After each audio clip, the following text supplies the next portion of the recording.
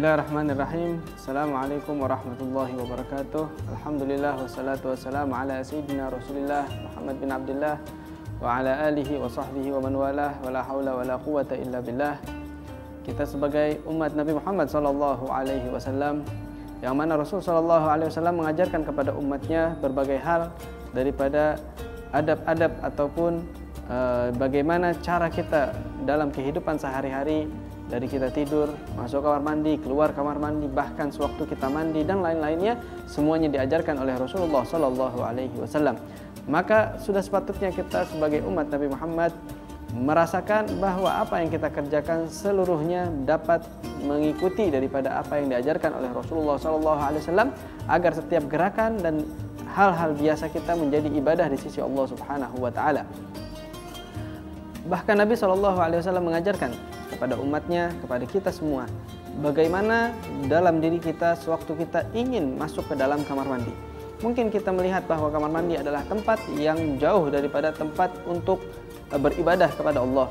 Bahkan di dalamnya berkumpul daripada kotoran, bahkan disebutkan kamar mandi adalah tempat yang paling disukai oleh setan. Maka kita sebagai manusia, sebagai umat Rasulullah SAW diajarkan oleh Nabi Muhammad SAW agar kita memiliki daripada budi pekerti, adab yang mengikuti Nabi sallallahu alaihi wasallam dalam memasuki kamar mandi.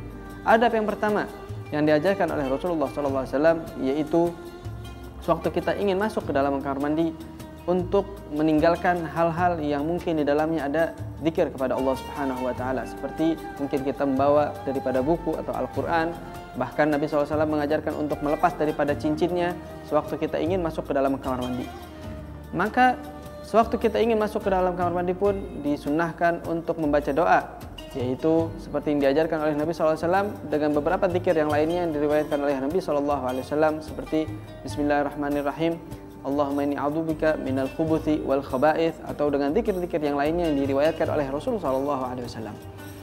Dan juga sewaktu kita ingin masuk ke dalam kamar mandi, maka disunnahkan untuk masuk dengan kaki kiri kita. Berbeda dengan jika kita ingin masuk ke dalam rumah ataupun ke tempat-tempat yang mulia, maka disunnahkan untuk masuk dengan kaki kanan.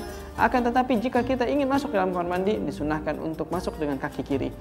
Dan banyak sekali hal-hal sunnah yang diajarkan oleh Nabi SAW. Dan jika kita ingin masuk ke dalam kamar mandi, dan juga kita sudah di dalam kamar mandi yang mana kita mempunyai hajat untuk kita selesaikan di dalam kamar mandi, untuk buang air kecil ataupun buang air besar, maka jangan kita berlama-lama di dalam kamar mandi, langsung menuju tempat dan juga menyelesaikan daripada hajat sewaktu kita ingin mengeluarkan daripada hajat tersebut. Dan juga disunnahkan untuk tidak langsung menyingkap ataupun membuka daripada pakaiannya, seakan-akan kita tidak merasa malu bahwa Allah Subhanahu wa taala melihat kita, dan juga ada daripada makhluk-makhluk yang diciptakan oleh Allah Subhanahu wa taala yang kita tidak melihatnya, mereka melihat daripada tubuh kita. Maka disunnahkan untuk membukanya dengan perlahan dan membuka sesuai dengan hajatnya.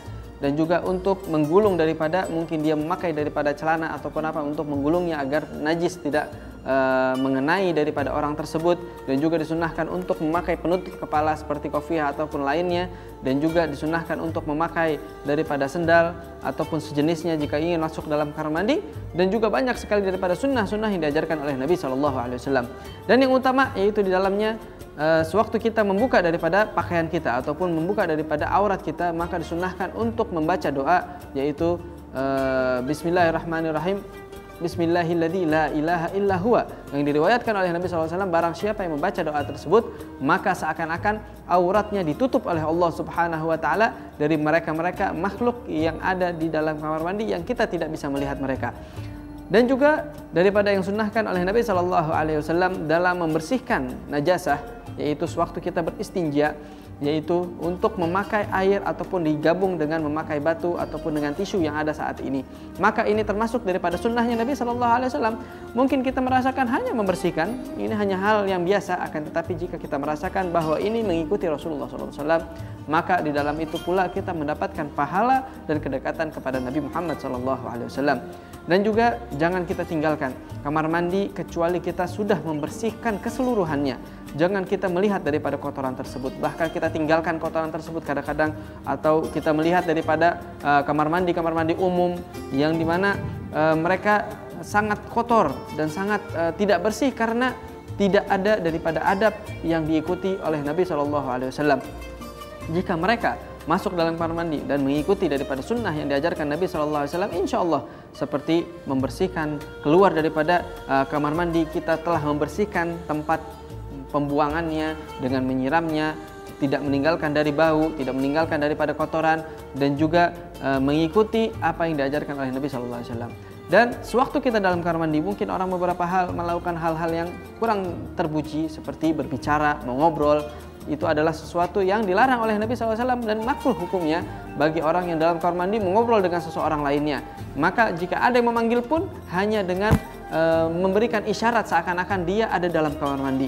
Dan juga tidak mengobrol, tidak mengerjakan hal-hal yang tidak dianjurkan oleh Nabi SAW, dan keluar dari kamar mandi dengan membaca doa yang diajarkan oleh Rasulullah SAW. Alhamdulillahilladzi adhaba 'anil adza wa 'afani wa ghufranik, dan lain-lainnya daripada doa yang diajarkan oleh Rasulullah SAW. Maka masuk kamar mandi pun, keluar dari kamar mandi, kita merasakan daripada syiar yang diajarkan oleh Rasulullah SAW dan mengikuti jalannya Nabi Muhammad SAW, yang mana walaupun hanya perkara yang sangat biasa ini, kita mendapatkan daripada inti daripada ayat suci Al-Quran, yang mana Allah Subhanahu wa Ta'ala mengatakan dalam Al-Quran, "Qul in kuntum tuhibbunallaha fattabi'uni yuhibbukumullah."